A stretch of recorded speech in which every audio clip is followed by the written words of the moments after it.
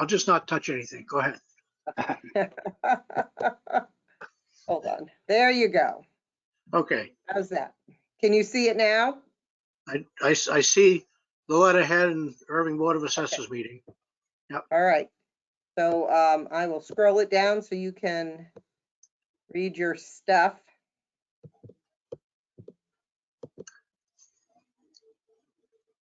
Okay. Do you want me to read this? Do you want to read it? I don't care. I can read it if you want. Doesn't bother me. Why don't you go ahead? Go Okay. ahead. All participants are notified that this meeting is being recorded. For this meeting, the town is using a product called GoToWebinar. Attendees using the GoToWebinar app online or on a mobile device should be able to see the meeting presentation and ask questions when directed. Your audio has been muted. Attendees participating by phone are muted and are in listen-only mode. Please use patience when submitting a question.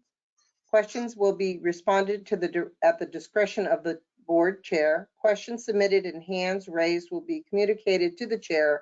Please keep in mind that all questions submitted will become part of the meeting's record. And then here is the agenda. And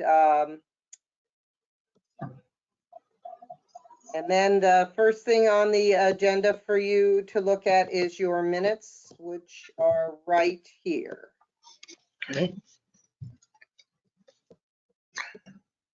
Sorry to see the top of my head here, but I have to get a little closer to see what it says. I'm looking at my version here. It's a little easier.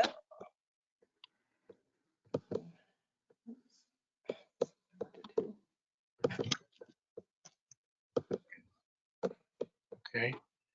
Fairly short minutes. Is there a motion to accept the minutes? Yes, I will make a motion to accept these minutes from January 20th. 26th. Jeff with us yet? 26th, 2021. Thank you. I don't believe so yet. All right. I'll second the motion. And any other discussion? All those in favor, aye? Aye. Okay. All right. Okay. And next is there are some motor vehicle abatements for the following people. Can you see the screen, Dan? Yeah, get a little closer. John, I'm going to brutalize his name, Soka? Yep. Nancy Yeah, Hammond? I can. Yeah, I see him. And Perth Inc. for a total of $290.18. Yep. Is there a motion to approve these? Motion to approve this motor vehicle excise abatement report and all of the abatements go with it. I'll second that. All right, and then there is another motor vehicle abatement form for a total of $126.14 for Teresa Foster and Erica Clark. For the total is $126.14. And I will make a motion to approve those abatements. I'll second it. And all those in favor of both of those? Aye? Aye. Okay, thank you. And then there is another one for a total of $130.04 for Toyota Lease Trust and Derek Thayer. Okay, I'll make a motion to approve the abatements for those two as well, Toyota and Derek Thayer. I'll second those. Okay. And Any other discussion? Favor? Aye? Aye. Okay. so those are the abatements which you just approved. And then the last thing for public session is the tax map maintenance proposal for the upcoming year. It's with Cartographic Associates.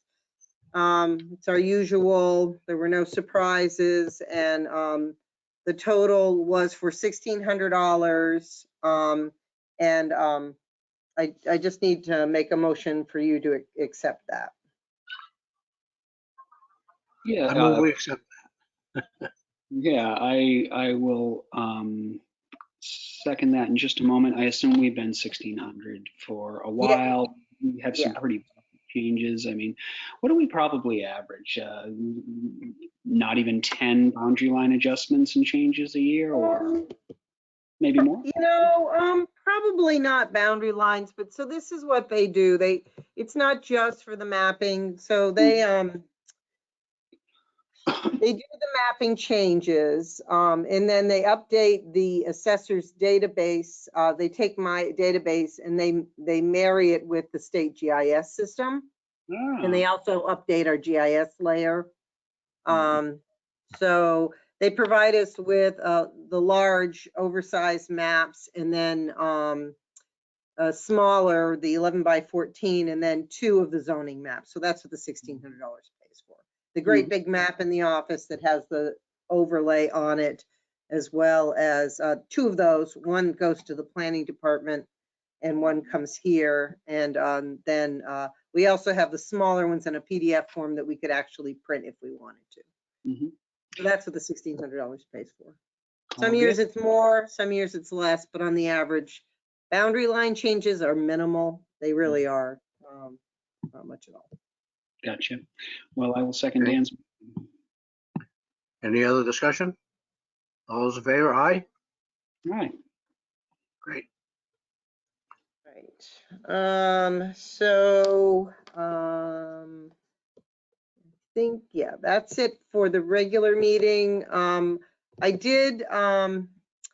just wanted to let you know that I'm sending out building permit letters this week. I revamped them basically to say that we'd like to do an interior inspection, but due to COVID-19, well, I will be properly masked and social distancing, but due to COVID-19, if you don't want an interior inspection, we can schedule it at a later date, but an exterior is required by the DOR to track the growth. Also, because this is a revaluation year, I have a bunch of cyclicals to go do. So that letter basically says the same thing. It says, I'm going to be going on your street. In fact, Mark, you're going to be getting one. I'm going to be on your street, and I'd like you to make an appointment, but if you don't, that's fine. But we're required to do this, and April through June, and I gave the hours. So just wanted to let you know those 2 pieces of mail were going out. Other than that, everything's motoring along. We're trying to move CessPro onto the shared point, onto the OneDrive, and see if we can make our own in the cloud version of a CessPro. Originally, we had decided we were going to go with the upgrade to the assessing software, and the selectmen and Brian had asked me to look at Vision. I did a demo with Vision, and then AP5. And then when I talked with our rep from the Department of Revenue, Ryan Johnson, he's like, "Oh no, I don't want you to do it this year. It's going to be too much work. You need to not do it this year." I said, "Okay." So, which actually, in a sense, helped, because the town was actually looking for a little more extra available cash for another project. So I said it was fine to put off our upgrade. The capital improvement committee had already approved it. We just put it off for a year, and we'll see. I'll be honest, I would prefer to stay with CessPro just because it's easier to use overall. Vision has some bells and whistles, but it's more expensive.